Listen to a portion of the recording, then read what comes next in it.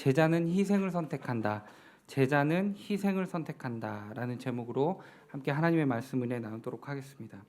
우리 한번 설교를 들어가면서 우리 라떼 한잔 하면 좋겠는데요. 네, 실제 라떼를 드리는 건 아니고요. 라떼는 말이야. 우리 한번 라떼를 좀 한번 생각해 보자는 것입니다. 여러분, 우리 한번 기억을 좀 떠올려 보는 건데요. 내가 정말 잘 나갔었다. 내가 한때 이때 잘 나갔었다. 나의 전성기는 이때였다. 좀 우리가 한번 생각해 보는 것입니다. 내가 언제 잘 나갔었는지 한번 생각해 보세요. 그 행복했던 시간들을 좀 한번 회상해 봅시다. 여러분은 언제 잘 나가셨었어요? 라떼는 말이야. 여러분 얘기할 수 있다면 여러분들의 라떼는 어느 때입니까? 요즘 한국에서 전 세계적으로 최고의 인기를 구가하고 있는 프로그램이 있죠. 뭡니까? 바로 오징어 게임입니다. 저도 아재이지만 오징어 게임이 스마트폰 게임이 아니라는 것은 알고 있습니다. 그런데 여러분, 우리가 보통 잘 나간다, 잘 나갔다, 내 삶의 전성기였다라고 말한다면 우린 무엇을 기준으로 잘 나간다고 이야기를 하죠? 뭐 사람마다 다양한 차이가 있겠지만 많은 사람들의 경우는 내가 그래도 잘 나갔다라고 말을 할 때에 내가 많은 사람들에게 인기가 있었다, 내가 많은 사람들의 주목을 받았다, 많은 사람들로부터 도움을 요청받았다, 많은 사람들로 연락을 받았다, 인기로 많이 바빴다라고 할 때 내가 좀 잘 나갔었다, 내가 그때 좀 전성기였다라고 이야기를 하는 것 같습니다. 오늘 말씀을 보면 이 세상의 기준으로 볼 때 정말 잘 나가는 사람이 한 명 나옵니다. 승승장구하고 있는 그 사람, 인기 최고의 경지에 오른 한 분, 그분은 바로 예수 그리스도입니다. 예수님이 슈퍼스타로 각광을 받고 있는 이유는 오늘 본문의 앞 배경을 조금 이해할 필요가 있는데요. 예수님은 먼저 귀신 들린 자를 쫓아내셨습니다. 병든 자를 고치셨습니다. 또 야이로의 딸을 고치러 가는 길에 예수님의 옷깃에 손을 갖다 대어서 혈루병 걸린 여인이 회복되는 기적을 일으키십니다. 또한 그 사이에 야이로의 딸이 죽자 야이로의 딸의 죽음을 보고 슬퍼하는 사람들 가운데 있어서 울지 마라, 죽은 것이 아니다, 소녀는 잔다 하고 이제 달리다고 말씀하시죠. 소녀여 일어나라. 그때 죽은 소녀가 일어나는 기적이 일어납니다. 이뿐만 아니에요. 오병이어의 기적 사건이 있습니다. 5개의 보리떡과 2마리의 물고기로 5,000명을 먹이고 12광주리가 남습니다. 자, 이게 건강한 남성을 위주로만 수를 카운트한 것이지 약한 어린아이들과 여자들까지 포함하면 보리떡 5개와 물고기 2마리로 2만 명을 먹인 것입니다. 그러고도 남은 것입니다. 이 수많은 기적들을 수많은 사람들이 목격한 거예요. 예수님은 슈퍼스타가 된 게 분명합니다. 그런 예수님께서 이제 따로 기도를 하신 후에 제자들에게 질문을 합니다. 그 질문이 18절 19절인데요. 제가 한번 읽어볼게요. 예수께서 따로 기도하실 때에 제자들이 주와 함께 있더니 물어 이르시되 무리가 나를 누구라고 하느냐? 대답하여 이르되 침례 요한이라 하고 더러는 엘리야라, 더러는 옛 선지자 중에 한 사람이 살아났다 하더이다. 자, 예수님의 첫 질문은 이거였습니다. 얘들아, 세상 사람들은 나를 뭐라고 하니? 제자들한테 세상 사람들, 여기서 세상 사람들은 어떤 사람들이겠어요? 예수의 존재를 믿지 않는 사람들에게 물어보는 것입니다. 이때 제자들이 대답합니다. 헤롯이 죽인 침례 요한이 부활한 줄 알더이다. 자, 침례 요한이 어떤 사람입니까? 광야에 외치는 소리였죠. 예수님의 길을 예비한 사람. 구약 성경에서 고대하던 메시아가 이제 드디어 신약에 오기 전에 바람잡이 역할을 했었던 조연, 주연이 아니라 조연입니다. 그 메시아가 오는 길을 예비한 사람, 침례 요한 정도로 예수님을 생각한 것입니다. 또 더러는 어떤 사람은 엘리야라고 하죠. 엘리야 누구입니까? 갈멜산 850대 1 사건, 그리고 3년 반 동안 비가 안 내릴 때 기도로 비가 내리게 했던 미러클 메이커, 기적을 일으키는 정도의 사람으로 예수님을 생각하고 있는 것입니다. 안 믿는 사람들이요. 또 어떤 사람들은 옛 선지자 중에 한 사람이 살아났다. 여러분, 구약 시대에서 선지자가 누구입니까? 하나님이 선지자를 보내서 하나님이 하실 말씀을 대신하게 했잖아요. 때로는 각성하게, 회개하게, 강하게 혼내시기도 하셨고, 또 선지자를 통해서 위로와 격려의 메시지를 보내기도 했잖아요. 그러니까 어떻게 보면 구약의 선지자가 다시 살아났다, 이 정도로만 생각하고 있는 것입니다. 자, 다시요. 예수님이 제자들에게 물어봤어요. 자, 세상 사람들, 안 믿는 사람들이 나를 누구라고 생각하니? 라고 얘기했을 때 정리하면, 세상 사람들이 보는 예수님은 침례 요한과 같이 인기가 많고 깨끗하여 떳떳한 삶을 살았지만 조연 정도, 그리고 엘리야와 같이 기적을 일으키는 사람 정도, 또 선지자처럼 따끔한 말을 잘하는, 회개와 격려와 위로의 메시지를 전하는 스피커 정도로만 예수님을 생각하고 있었다는 것입니다. 자, 그런데 예수님은 안 믿는 사람들, 그러니까 세상 사람들이 예수님을 어떻게 생각하느냐에 대해서 질문은 하셨지만 거기에 그렇게 궁금해하지 않으셨던 것 같아요. 그냥 그 대답을 들으시고 대수롭지 않게 넘기십니다. 이런 반응이에요. 그래, 그냥 이렇게 건성으로 대답하시는 것입니다. 굳이 예수님이 그 안 믿는 자들이 자기를 어떻게 생각하느냐에 대해서 질문을 하셨지만 그보다 더 궁금해하는 질문 대상이 있는 거예요. 자, 예수님은 두 번째 질문을 하십니다. 자, 20절인데요. 제가 읽어볼게요. 예수께서 이르시되 너희는 나를 누구라 하느냐? 베드로가 대답하여 이르되 하나님의 그리스도니이다 하니. 자, 얘들아, 그래, 안 믿는 사람들은 됐고, 걔네들은 그렇다 치고, 자, 너희들, 나를 믿는다고 하는 교회에 열심히 나오는 너희들은 나를 누구라고 생각하니? 예수님이 진짜 궁금해하는 거는 예수님을 믿고 따르는 제자들이 자신을 어떻게 생각하느냐, 이 질문이 핵심 포인트입니다. 자, 그러니까 지금 이 예배 자리에 나온 우리들에게도 하나님이 주시는, 예수님이 주시는 질문일 수 있어요. 여러분, 이 황금 같은 휴일, 이 주일, 이 소중한 시간을 여러분들이 주님께 예배드리기 위해 이 자리에 나왔잖아요. 그렇죠?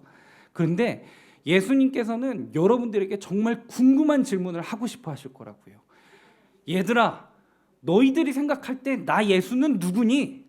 라고 물어보는 거죠.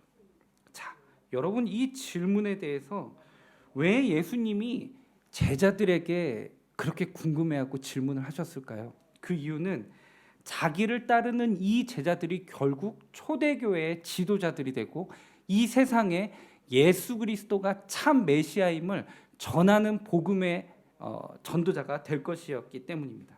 그렇기 때문에 예수님을 제대로 알고 있는가, 제대로 이해하고 있는가가 중요하고 궁금했던 것입니다. 여러분, 제대로 알고 있어야 제대로 전할 수 있습니다. 제대로 알고 있어야 그 복음의 기쁨을 누릴 수 있는 것입니다. 제대로 알지 못하면 쓸데없이 괴롭고 힘들고 오해하고 오버합니다. 복음을 제대로 알아야 돼요. 복음은 절대 무겁고 아픈 게 아닙니다. 예수님은 우리를 사랑하셔서 이 땅에 오시고 죽으신 것입니다. 예배는 기쁜 거예요. 감사한 거예요. 여러분, 우리는 복음을 제대로 알고 예수님이 누구신지 제대로 알아서 자신 있게 제대로 얘기해 줄 수 있어야 하는 것입니다. 그렇기 때문에 예수님은 제자들에게 물어보신 거예요. 다른 사람들은 됐고 그 사람들은 나에 대해서 모를 수밖에 없는 것이고, 나를 제대로 안다고 생각하는 너희들은 한번 말해봐. 내가 누구니? 라고 물어보는 거죠. 자, 여러분, 그렇다면 여러분은 예수님을 누구라고 대답하시겠습니까?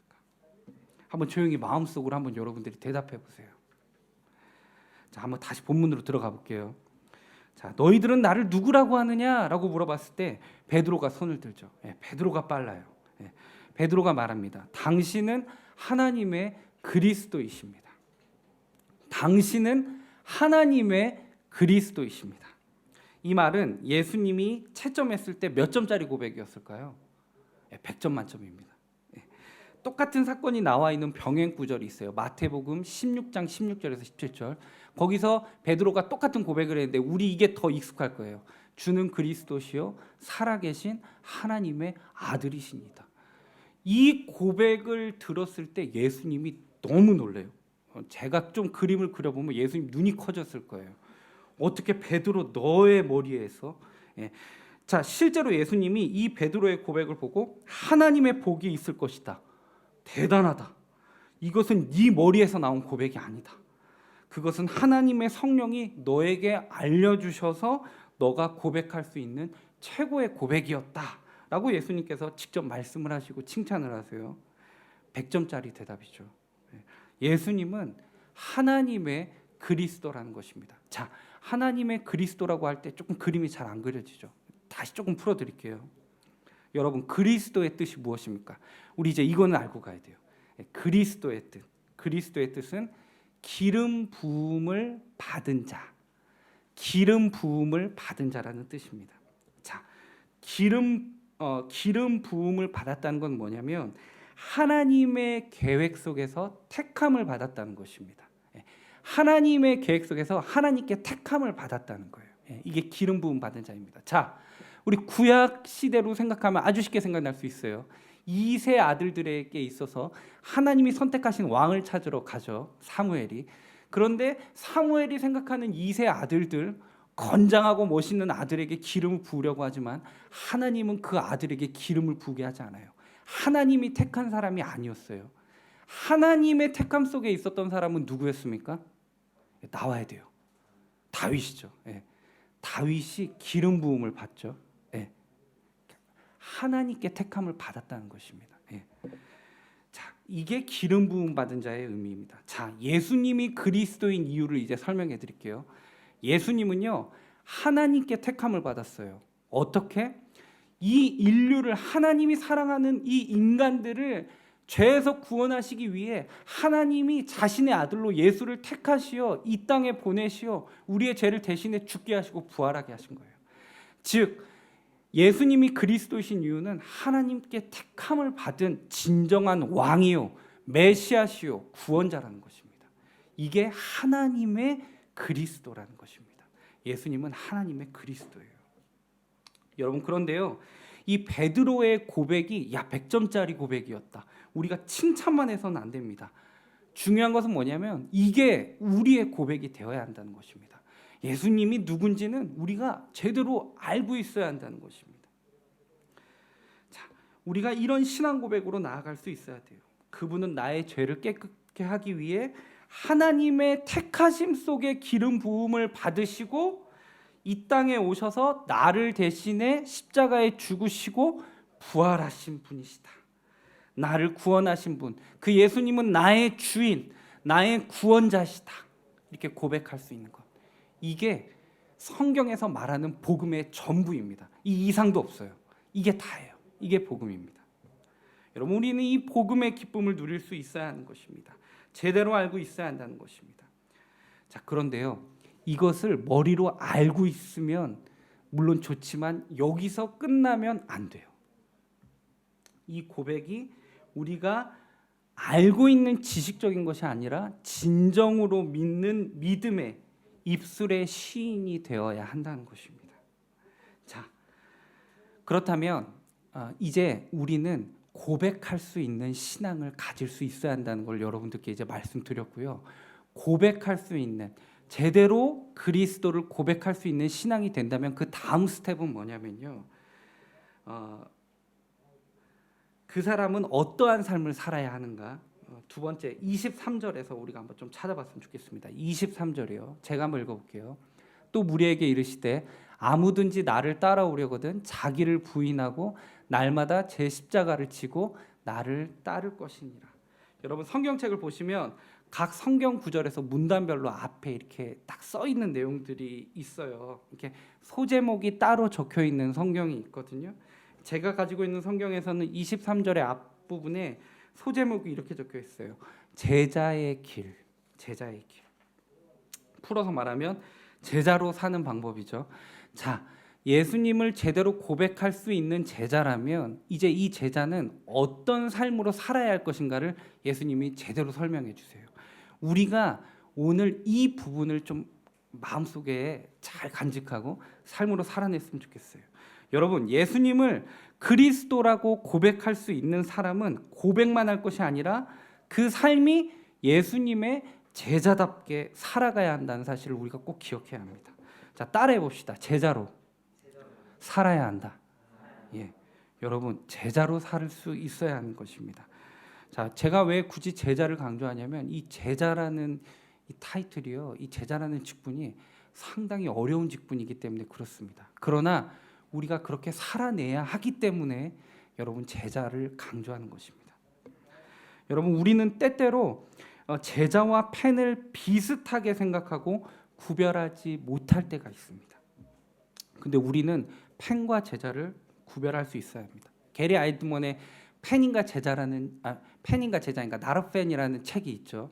검은색 표지로 된 책. 여러분, 이 책은 우리가 한번 읽어봐야 돼요. 여러분, 추천해드리고 싶어요. 제가 그 책을 읽으면서 좀 나눴던 인사이트를 좀 여러분들과 나누면서 제자를 좀 정리하고 싶은데요. 제자와 팬의 큰 차이, 그게 어떤 차이냐? 예수님의 팬은 천국에 들어갈 수 없어요. 그러나 예수님의 제자는 천국에 들어갈 수 있다는 것입니다. 여러분, 팬과 제자의 차이가 어마어마하죠. 팬은 천국에 못 가요. 제자는 천국에 들어갈 수 있다는 것입니다. 자, 그럼 궁금할 것입니다. 도대체 팬과 제자의 차이는 무엇인가? 여러분, 제가 좋아하는 가수가 있어요. 제가 좀 여러분들에 비해서 아재이기 때문에 여러분들이 이 가수를 알지 모르겠는데 저는 가수 이재훈 씨를 되게 좋아합니다. 예, 고개를 끄덕이시는 분 감사합니다. 예, 우리 같은 세대예요. 예, 예. 자, 이게 모르는 분들은 다음 세대신 것 같아요. 가수 이재훈 씨가 누구냐면 그 그룹의 쿨입니다. 예, 쿨. 거기 이제 노래 부르는 메인 싱어가 있어요. 사실은 제가 같은 교회를 다녔었고요. 한국에 이제 강남중앙침례교회에 있었고 이렇게 열린음악회를 저희 교회에서 이제 했었는데 거기에서 이렇게 항상 쿨이 와서 이렇게 찬양을 했었어요. 이렇게 기독교 신자였어요. 그런데 마이크를 들고 찬양을 하는데요. 남자가 반해버렸어요. 제가 노래를 너무 잘하는 거예요. 맛있게. 지금도 좋아해요. 네, 쿨 이재훈 씨. 자, 저는 이재훈 씨에 대해서 되게 잘 알아요. 왜냐하면 제 친구의 사촌 형이기도 하거든요. 실제로. 네. 저는 이재훈 씨 팬이에요. 너무 잘 알아요. 이재훈 씨가 부른 세상에서 사람들이 모르는 곡들도 저는 많이 알고 있어요. 그런데 중요한 게 뭐냐면요. 이재훈 씨는 저를 몰라요. 이거예요. 이게 팬이에요. 일방적인 거예요. 일방적인 짝사랑. 예. 팬과 스타와의 관계는 이거예요. 나는 너무 잘하는데요. 그 스타는 나를 몰라요. 예. 그냥 팬이라는 정도의 나의 수많은 팬들 예. 사랑해요, 축복해요지만 몰라요. 예. 만남이 없는 거예요. 예. 이게 팬입니다. 하나 더 예를 들어볼까요? 제 친구 중에 목사가 있는데요. 목사인 친구가 있는데 지금 강원도에서 담임 목회를 하고 있는 친구예요. 저랑 학교를 다닐 때 같이 신약하게 이름을 말해도 되는지 모르겠네요. 박노식 교수님이라고 너무 신약을 재밌게 너무 잘 가르쳐 주신 교수님이 있었는데 저희 둘이 그 교수님을 너무 따랐어요. 근데 그 친구가 항상 하는 말이 있었어요. 나는 우리 이 교수님의 수제자다. 자기가 항상 그런 말을 했어요. 그래서 교수님한테 이렇게 되게 잘하고 항상 그 앞에서 이렇게 잘 보이려고 배우는 걸 너무 즐거워했던 친구인데 정작 그 교수님은 제 친구를 기억 못해요. 지금 연락도 안 하고 있어요. 저는 제자라기보단 팬이라고 얘기하고 싶어요. 나의 일방적인 사랑인 거죠. 이게 팬과 스타와의 관계입니다. 제자는 아니라는 거죠. 자, 이제 중요합니다. 이제 정신 바짝 차려야 돼요. 자, 그런데 이게 예수님과 나와의 개인과의 관계도 마찬가지가 될 수 있다는 거죠. 나는 열심히 교회 나오고 열심히 신앙생활하는 것 같고 심지어 황금 같은 일본 땅에서 휴일날 교회 나와서 예배까지 드리는데 정작 하늘나라에 갔을 때 예수님이 나는 너를 모르는데? 라고 한다면 이거 정말 허무한 거죠. 여러분, 우리는 그저 팬인 것입니다. 예수님을 안다고 생각했지만 예수님은 나를 모르는 거. 여러분, 이거 얼마나 허무합니까? 이게 안타까운 것에서 그칠 게 아니라 이거는 완전 재앙인 것입니다. 왜요? 천국과 지옥을 가르는 심판의 현장에서 예수님이 나를 모른다고 해서 내가 영원한 고통 가운데 살아야 한다면 여러분 도대체 어떻게 된 겁니까? 나는 열심히 신앙생활 한다고 했는데. 중요한 것은 뭐냐면 팬과 제자의 차이는 어마어마한 차이가 있다는 것입니다. 우리는 예수님의 제자가 되어야 한다는 것입니다. 자, 그러면 여러분들은 팬인 것 같아요? 제자인 것 같아요? 여러분들 삶이. 자, 제가 한번 예를 들어볼게요. 여러분들이 들어보고 내가 해당되는 사항이 있는지 한번 그냥 마음속으로 끄덕끄덕 해봐요. 내가 교회에 잘 다니고 있다. 나의 부모님도 교회를 잘 나오신다. 집사님, 장로님이시다. 나는 찬양을 하면서 눈을 감고 손을 들어본 적이 있다. 난 성경책도 가지고 다닌다. 나는 사람들이 참 교회에서 열심히 활동을 한다는 얘기를 들어본 적이 많다. 나는 교회 임원도 한다. 난 제자 훈련도 들었다. 성경에 대한 지식도 웬만한 사람들보다 많이 안다. 여러분, 이런 걸 기준으로 혹시 나는 예수님의 제자라고 생각한다면 여러분 미안하지만 착각일 수도 있다는 것입니다. 이것은 제자와 전혀 아무런 상관이 없다는 것입니다. 물론 진짜 제자들에게도 이런 사항이 포함될 수는 있겠죠. 그렇지만 이것이 제자의 절대적인 기준이 될 수 없다는 것입니다. 팬도 그렇게 할 수 있습니다. 자, 제가 팬에 대한 사전적인 정의를 찾아봤는데요. 팬에 대한 사전적 정의는 누군가를 열정적으로 좋아하는 사람, 이게 팬입니다. 누군가를 열정적으로 좋아하는 사람, 이게 팬이에요. 예수님 좋아할 수 있죠. 그 걸어간 그 길, 그 희생의 그 모습이 참 위인이다라고 생각하는 사람들도 있어요. 예, 실제로 있습니다. 예수님을 나의 구원자와 주님으로 영접하지는 않지만 예수님을 위인으로 해서 존경하는 인물들도 있어요. 팬들이 존재한다는 것입니다.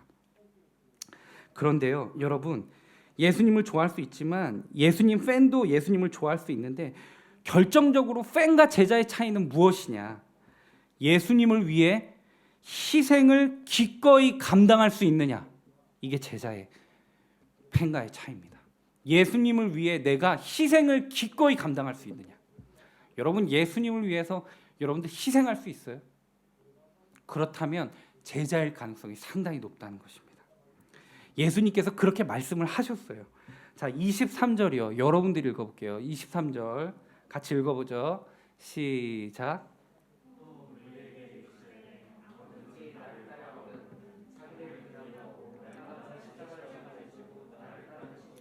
자, 말씀을 보니까 자기를 부인하라라고 나옵니다. 자, 부인하다라는 말이 원래 헬라어 원어로 보면 아르네오마이인데요. 포기하다, 거절하다라는 뜻을 가지고 있습니다. 그러니까 옛사람, 나의 옛 모습, 옛사람, 예수님을 만나기 전에 나의 유익만을 좇았던 나의 이기적인 모습을 버리고 그 옛사람이 주는 쾌락, 안락, 평온의 유혹을 다 아르네오마이, 다 포기하고 거절할 수 있는 사람이 제자라는 것입니다. 그리고 뒤에 보면 이렇게 나와요. 날마다 제 십자가를 지고 나를 따를 것이니라. 여러분, 십자가 이 단어에 대해서 우리가 조금 생각해 봐야 되는데요.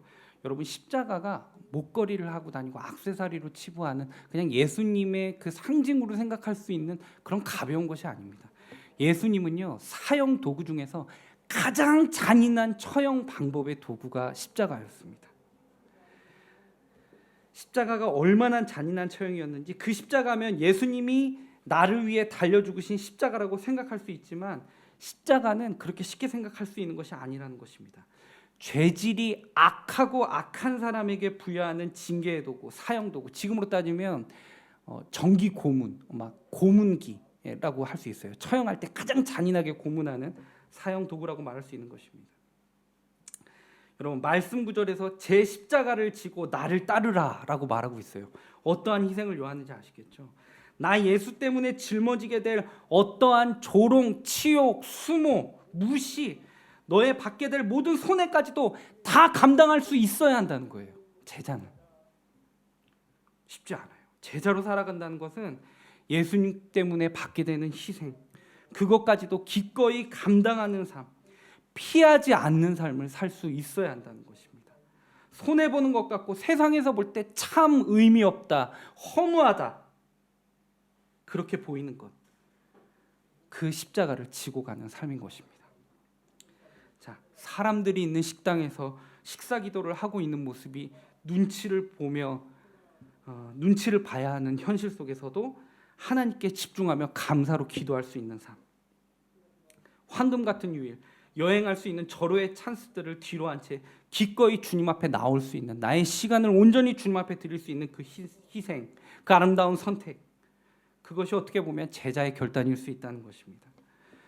교회가 이기적인 것 같고 욕을 먹고 있는 현실 가운데서도 저는 교회 다니는데요, 저는 예수 그리스도를 믿는데요, 예수님이 나 때문에 죽으시고 부활하신 그 사실을 믿는 사람입니다 라고 말할 수 있는 그 담대함, 그 용기, 사람들이 무시해도 예수님은 나의 구원자 되십니다 라고 말할 수 있는 그 용기, 세상에서의 유익과 이기보다 내가 주님의 자녀라는 게 더 떳떳하고 그 희생도 감당할 수 있는 그 용기, 그것이 제자가 할 수 있는 용기라는 것입니다.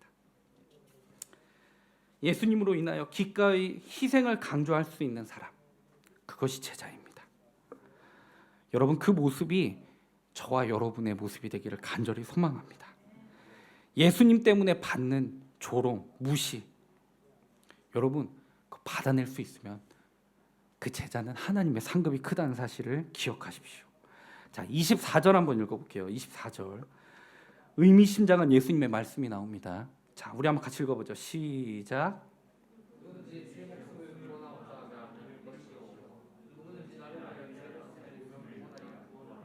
아멘. 명심하십시오. 십자가의 길을 걷는 자만이 유일한 살 길을 걷는 자, 유일한 살 길을 찾은 자라는 것입니다.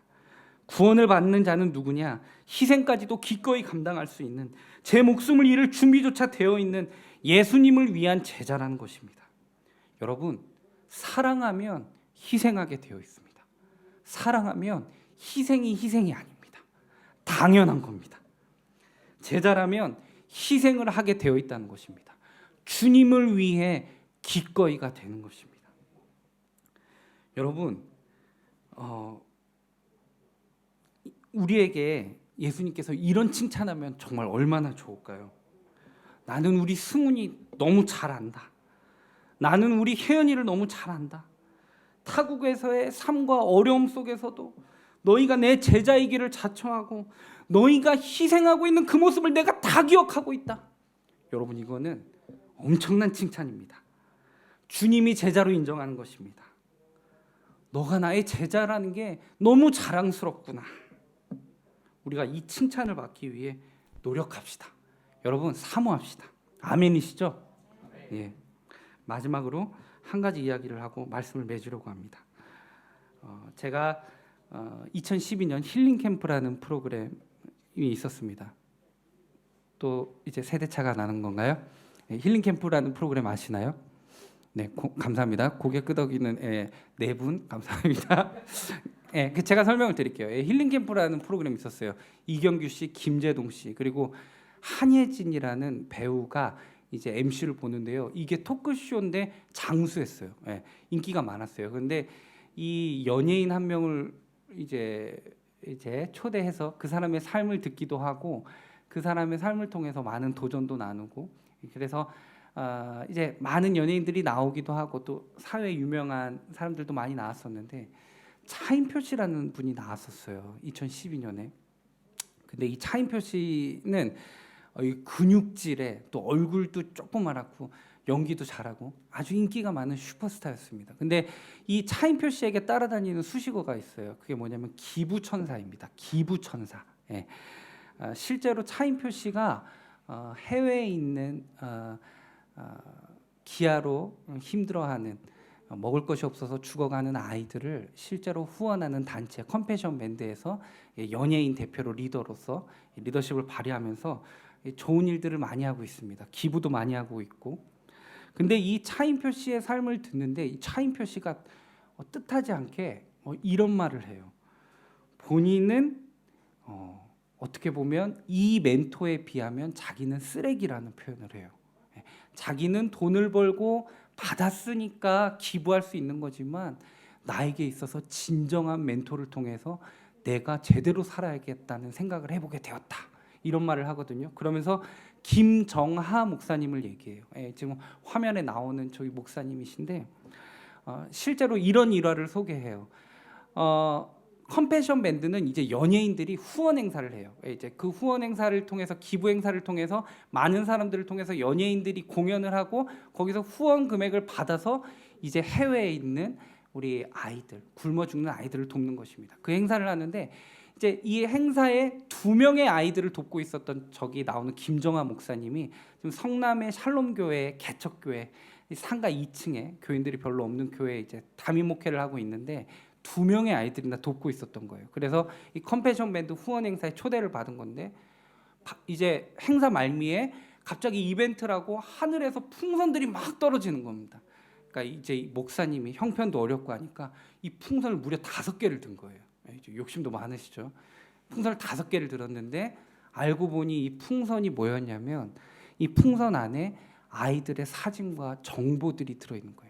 이 아이들과 결연을 맺어서 후원을 해줬어야 되는 거죠. 힘든 가운데 2명을 후원하고 있었는데 한꺼번에 5명을 더 후원하게 된 겁니다. 이게 너무 부담이 됐었겠죠. 그런데 거부할 수도 있었지만 이 목사님이 본인이 후원하겠다라고 그래서 감당을 하기로 해요. 그런데 돈은 없고 후원은 해야 되고 그래서 이 목사님이 구두를 닦기 시작합니다. 그래서 2,000원씩 후원을 받으면서 그 돈으로 7명의 아이들을 먹여 살리는 거예요. 해외에 한 끼를 못 먹어서 죽어가는 아이들을 살리겠다고 7명의 자녀를 두고 2,000원씩 구두를 닦는 겁니다. 근데 하필이면 이 목사님이 루게릭병에 걸립니다. 구두를 닦는 중에 근육이 굳어버리는 병에 걸려요. 그래서 입이 굳고 얼굴이 마비가 되고 온몸이 굳어서 결국에는 자신의 몸을 못 가누는 1급 중급 장애인이 됩니다. 그런데 남편이 구두를 못 닦으니까 이제 사모님이 구두를 닦기 시작합니다.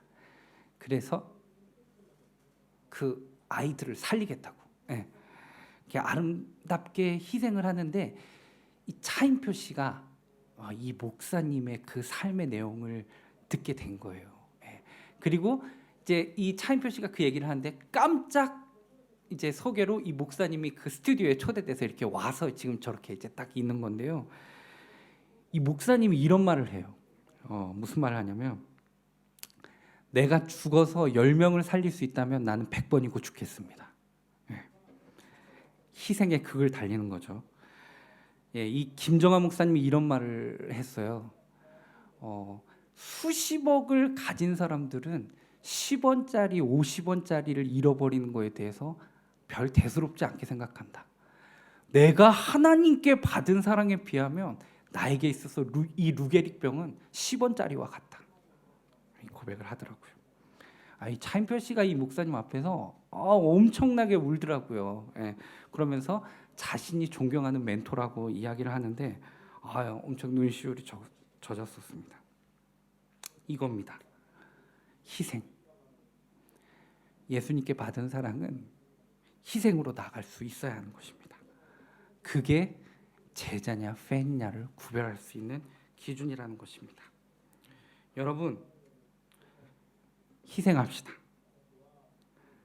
그의 삶에 있어서 당연히 예수님처럼 희생을 선택했듯이 우리도 예수님께 받은 사랑이 크니까 이제 예수님처럼 희생합시다. 여러분, 우리가 한 주간 내가 가지고 있는 것들 중에서 주님을 모르는 자들을 위해 내가 주를 위해 희생할 수 있는 그 어떤 요소는 무엇이 있을까요? 여러분들이 희생할 수 있는 요소 여러 가지가 있을 거지만 한번 마음속으로 한번 생각해 보세요. 내가 일주일에 한 번 정도는 내가 이거는 내가 희생해서 내가 그래도 주님의 제자인데 이거 하나는 희생해야 되겠다. 여러분 한번 지금 마음속으로 좀 생각해 보시기 바랍니다. 여러분 이번 한 주 어떠한 희생을 통해 제자의 길을 걸어가겠습니까? 기도하겠습니다.